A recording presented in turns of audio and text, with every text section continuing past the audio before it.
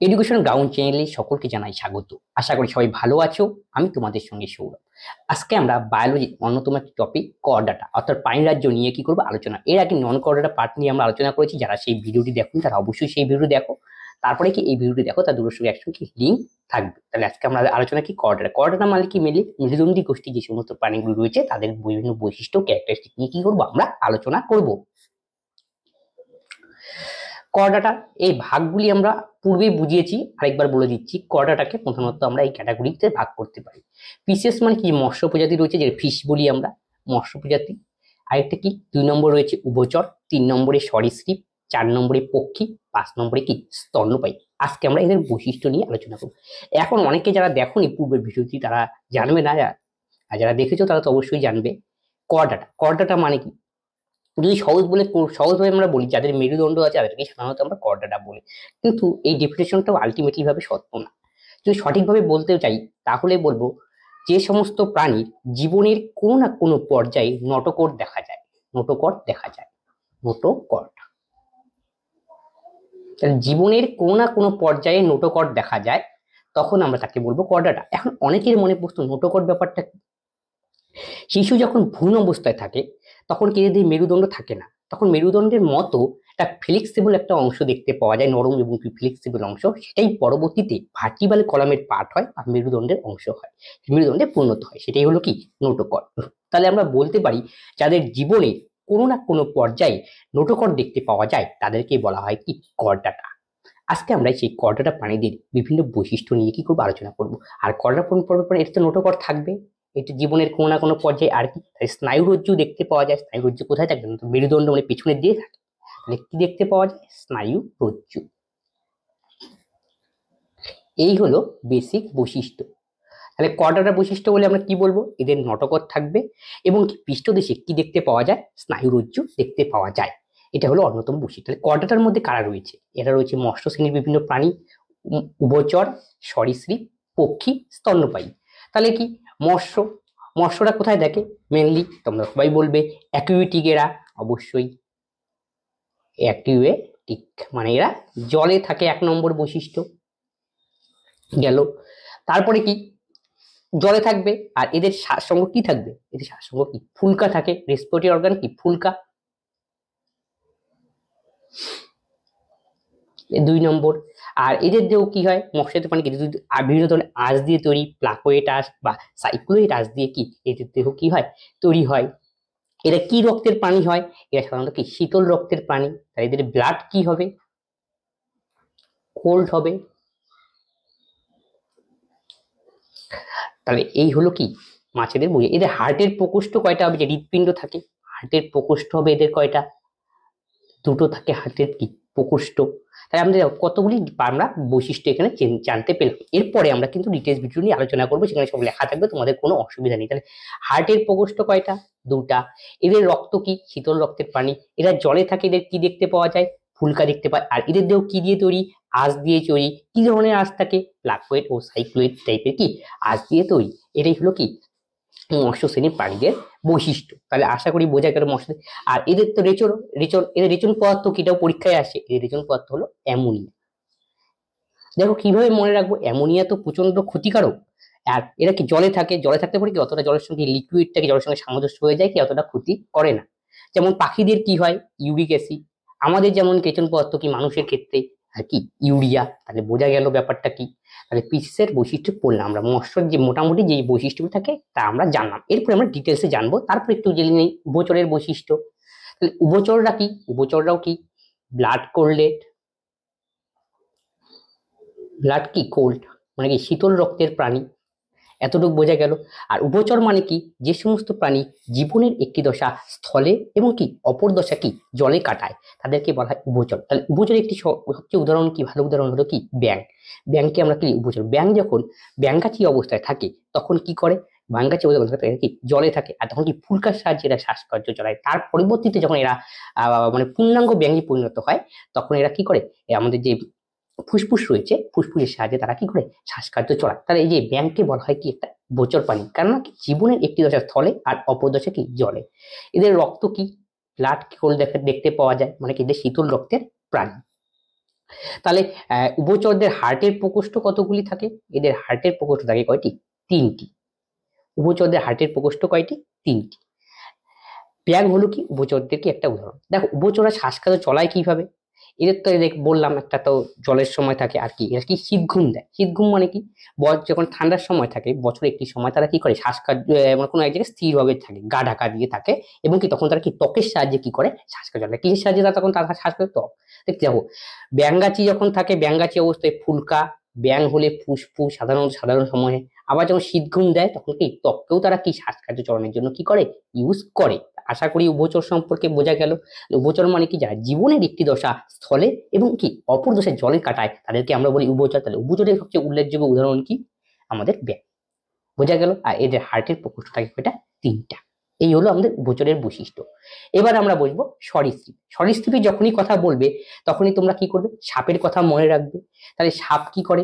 এরা কি বুকে ভর দিয়ে কি করে, চলাফেরা করে। তাহলে আমরা বলতে পারি সরীসৃপরা কি করে, বুকে ভর দিয়ে চলাফেরা করে, বুকে ভর দিয়ে।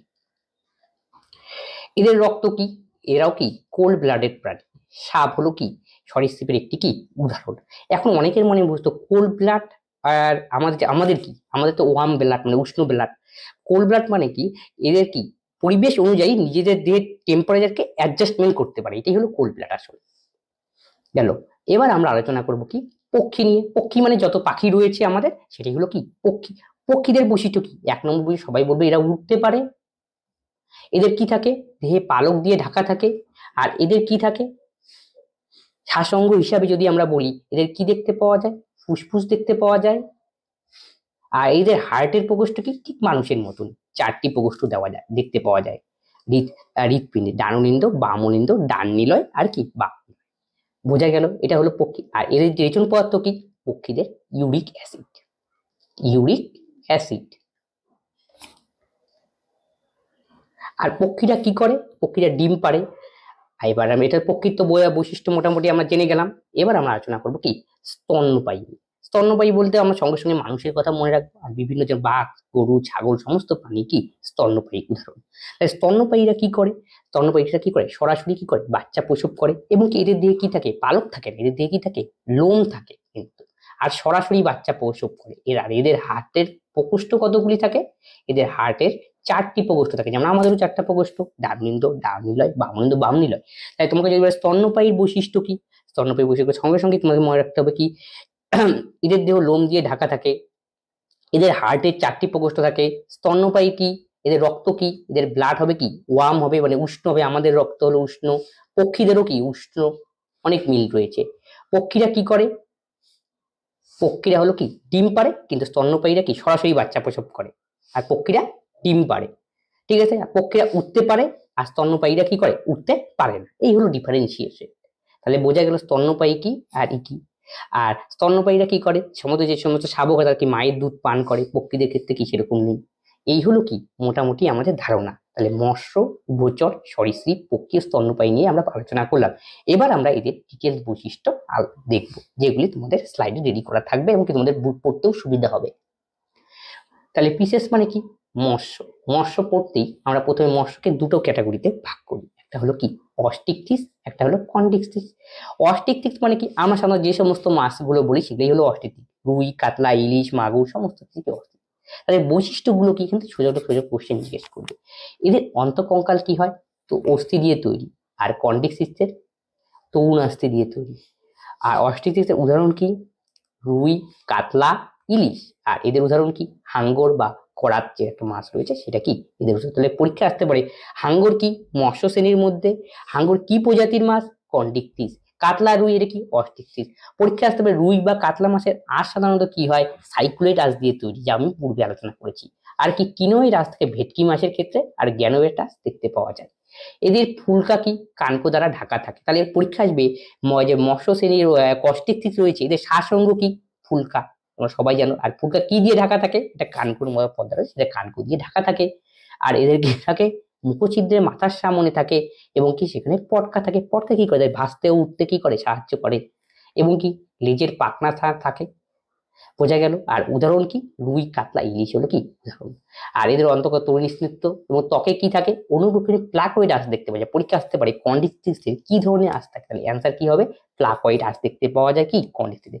এবং কি 5 থেকে 7 জোড়া এদের ফুলকা ছিদ্র, কানকো নেই এবং কি পটকাও নেই, সেটা কিন্তু মনে রাখবে, এদের কানকো ও পটকা নেই। উদাহরণ কি, হাঙ্গর ও করা। দেখো এখানে কিছু কিছু মাছের নাম বলা হয়েছে। সি ফিশ, সি ফিশ একটা কিসের, মাছের উদাহরণ। ফ্লাইং ফিশ বা এক্সোসিয়েটাস, এক্সোসিয়েটাস এটা হলো ইংরেজি, যদি এমনি সাধারণত এটা হলো প্রচলিত নাম ফ্লাইং ফিশ। আর সাধারণত আমরা কি বলি, যে এমনি সাধারণত বিজ্ঞানের ভাষায় দেওয়া থাকে সম্পর্কে এক্সোকয়েটাস। ডগ ফিশকে কি বলা হয়, স্কলিওডন আর কি গ্যাম্বুসি। এগুলি কি আমাদের কি মাছের উদাহরণ। ঠিক আছে, তাহলে বোঝা গেল সি ফিশ, এটা মনে রাখবে। ফ্লাইং ফিশ যেটাকে আমরা বলি উড়ুক্কু মাছ, বাংলায় উঠতে পারে। ডগ ফিশ কলডিয়ন, আমাদের ডগে গ্যাম্বু, আর হলো গ্যাম্বুসিয়া। গ্যাম্বুসিয়া মাছকে এটা কি মাছ, আমাদের পুকুর টুকুরে থাকে, এরা কি করে বলো দেখি, কীট পতঙ্গ যা রয়েছে, মশা মাছি, এগুলো কি করে খাদ্য হিসাবে কি করে গ্রহণ করে। আমরা পূর্বে পড়েছিলাম যে স্টারফিশ, স্টারফিশ অনেকে ভাবতে পারে স্টারফিশ কিন্তু মাছের উদাহরণ, কিন্তু নয়, স্টারফিশ কিন্তু মাছের উদাহরণ নয়। স্টারফিশ হলো কি একাইনোডার্মাটার উদাহরণ, যা আমরা পূর্বে কি করেছি, আলোচনা করেছি। এই হলো আমাদের কিছু বেসিক ফ্যাক্ট। তারপরে দেখো অ্যাম্ফিবিয়ান। এবার কি অ্যাম্ফিবিয়ান মানে কি, উভচর নিয়ে কি আলোচনা করব।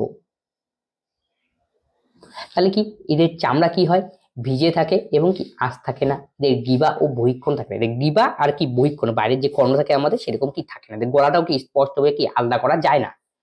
দেহ, মস্তিষ্ক ও দেহকাণ্ডে বিভক্ত। আর এদের হৃৎপিণ্ডে কয়টি প্রকোষ্ঠ থাকে, যা পূর্বে বলেছি 3টি প্রকোষ্ঠ, ডানলিন্দ, বামলিন্দ ও একটি নিলয়।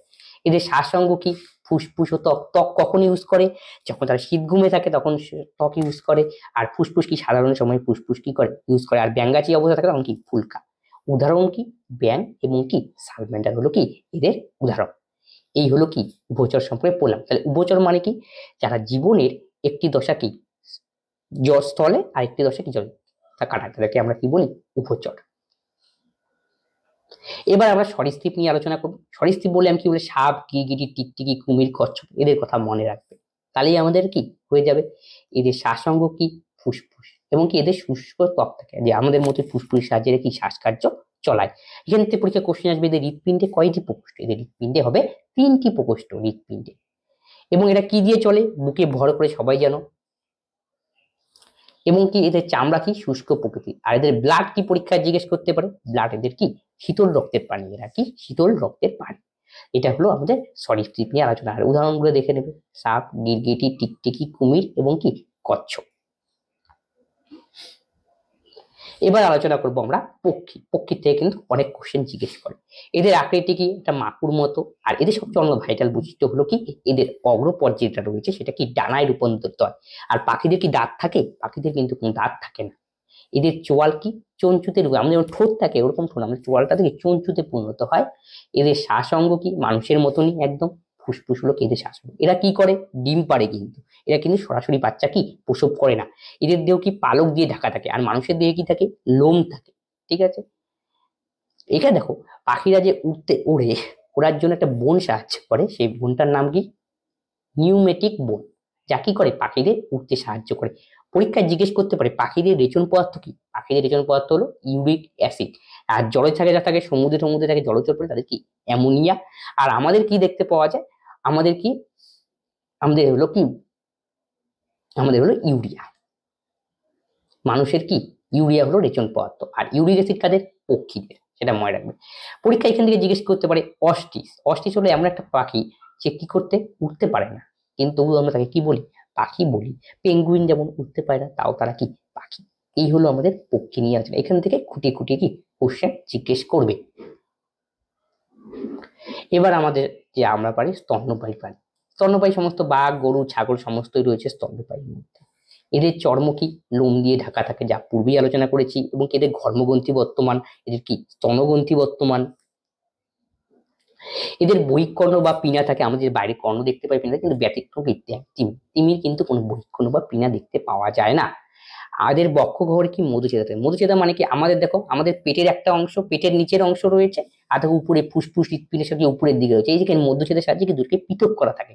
এটা কাদের দেখতে পাওয়া যায়, সাধারণত কি স্তন্যপায়ী প্রাণীতে দেখতে পাওয়া যায় মধুচেদা, যাকে বলা হয় কি আমরা ডায়াফ্রাম বলি। এ নিয়ে কিন্তু আমাদের জীবন বিজ্ঞানের ভিডিও রয়েছে, সেখানেও কিন্তু ডিটেলস আলোচনা করা আছে। আর আমাদের রক্ত কি উষ্ণ, পাখিদের রক্ত উষ্ণ, আমাদেরও রক্ত কি উষ্ণ, সেটা মনে রাখবে। আমরা মানে কি স্তন্যপায়ী প্রাণী, আর আমাদের রেচনাঙ্গ কি বৃক্ক। বোঝা গেল?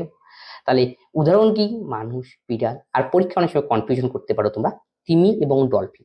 তিমি এবং ডলফিন মনে রাখবে, এরা কি স্তন্যপায়ী প্রাণী। তাহলে আশা করি বোঝা গেল স্তন্যপায়ী সম্পর্কে আলোচনা করো। দেখো আমরা এর আগে সবার প্রথমে উদ্ভিদ নিয়ে আলোচনা করেছি, তারপরে প্রাণী নিয়ে আলোচনা করেছি, প্রাণীর প্রথমে, তারপরে নিয়ে আলোচনা করেছি, মানে যে সমস্ত উন্নত প্রাণীগুলি রয়েছে নন কর্ডাটা, তাদেরকে নিয়ে আলোচনা করেছি। আজকে আমরা আলোচনা করলাম কি কর্ডা।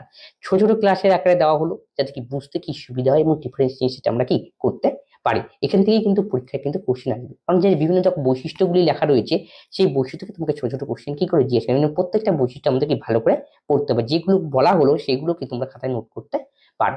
তবে আজকের ক্লাস আমরা এখানেই শেষ করছি, পরবর্তী নেক্সট ভিডিওতে আবার দেখা হচ্ছে। ধন্যবাদ।